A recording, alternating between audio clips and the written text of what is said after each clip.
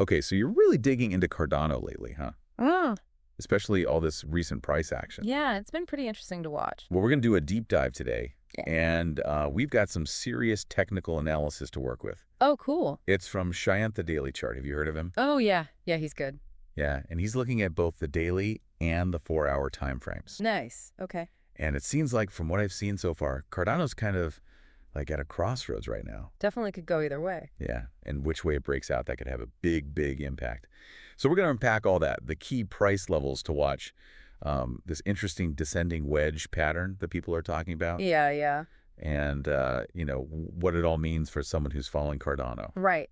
Well, what's really interesting is that Cardano is trading within this pretty significant range right now And between $0.75 and $1.30. gotcha, okay. And this range breaking out above or below that, that's like a huge signal. It could tell us what the next big trend is going to be. So that range is like the big picture. Exactly. But let's zoom in a little, get a little more granular. Yeah. What has the price been doing lately within that range?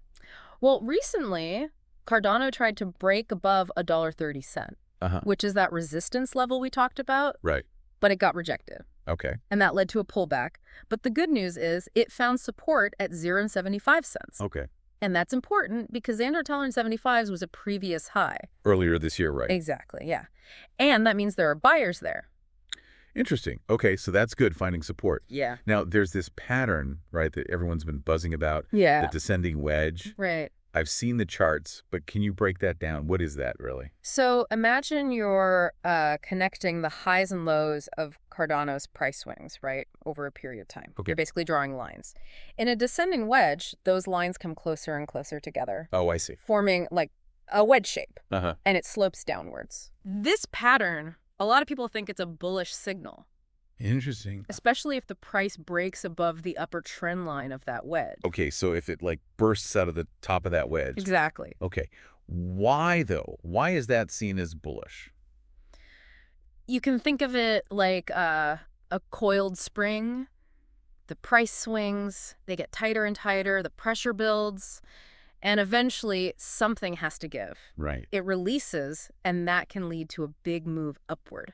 Okay, so Cardano is basically stuck in this tightening range right now, Right. and we're all just kind of waiting to see which way it's going to break out. Exactly, yeah. But why is this descending wedge particularly interesting? Like, is it just that it's happening now, or have we seen this with Cardano before? That's a really good point. We've definitely seen this pattern before with Cardano. Yeah. And those times, it often led to some big price moves. Oh, really? Like, can you give an example? Yeah, sure.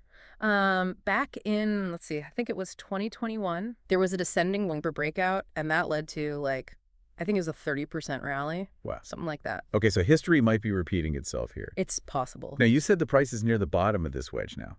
It is, yeah. It's right around that $0.75 support level we were talking about. Okay, so that's like a double whammy. Like, it's already at a support level, ADD, it's at the bottom of this wedge pattern. Pretty much, yeah. It's a big moment. Right. Is there anything else about that $0.75 level that makes it so important?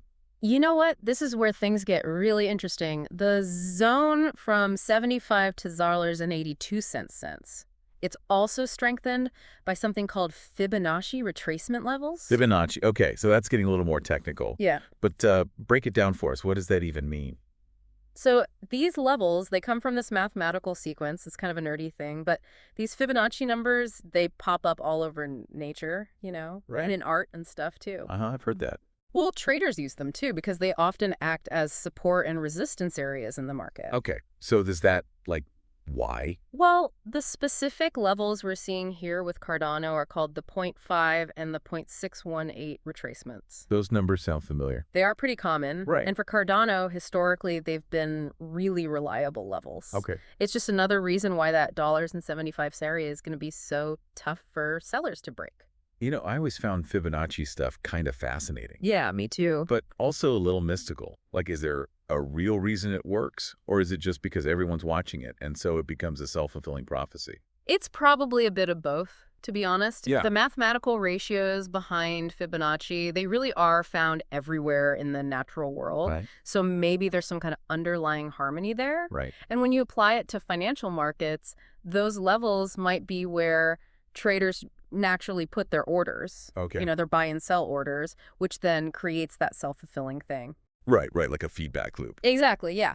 But the fact is, these levels work. Like, they work more often than not. Yeah. So even if it's partly psychological, it's still a really useful tool. Okay, so let's put it all together. We have the descending wedge. We have this crucial support at 0.75 cents. Right. And the Fibonacci stuff is kind of backing that up. Exactly. So where do we go from here? What are the different ways this could all play out? Okay, so in the bullish scenario, Cardano breaks above the upper trend line of the wedge, Right. and it breaks above $1.30, that resistance. Uh-huh. That would signal a new uptrend, most likely. Great. Some people think it could even go all the way back up to its all-time high. Which is what, like $3? Yeah, around there. Wow, okay. That would be something. Now, what about the other way? What if it breaks down? If it breaks down below the wedge, and especially below that 0.75 support, things could get a little messy. Okay. That would be a big correction, probably. How far down are we talking? Well, some people think it could drop all the way down to $1.50. Ouch. Okay. What would cause that kind of a drop, do you think? Well, it could be just overall market weakness. Right. You know, if Bitcoin starts to drop hard. Right. Or it could be something specific to Cardano, some negative news or something. Yeah, that makes sense. So it sounds like there are two very different paths here. Yeah. And everything just hinges on which way Cardano breaks out of this wedge. But right now, in the short term, what should we be watching for? Well, right now, it's all about this consolidation phase, you know? It's just kind of moving sideways within the wedge. Right. We need to watch for signs of either strength or weakness within the wedge. Okay, like what kinds of signs? Well, volume is one. Right. Like, is the volume increasing? Uh. Or are we seeing lower highs and lower lows? Okay. Things like that. Momentum indicators can tell us something, too. Right. And then, of course, any news or developments, positive or negative, those can act as catalysts, you know? Yeah, absolutely. That makes sense. This has been great. So to sum it all up for everyone listening, Cardano's price is in this really important range right now, and it's trapped in this descending wedge pattern, which could be really bullish. Right. Key levels to watch, 75.5 for support and $1.30 for resistance. Yeah. And at 75 level, it's even more important because of these Fibonacci retracement levels. Absolutely. So I'm curious, what are your thoughts? Short-term, long-term, where do you think Cardano is headed? And what else could affect the price besides all this technical stuff we've been talking about? Good questions. Well, this deep dive was really just the beginning. There's a whole lot more to explore with Cardano, so keep learning and stay curious. Always.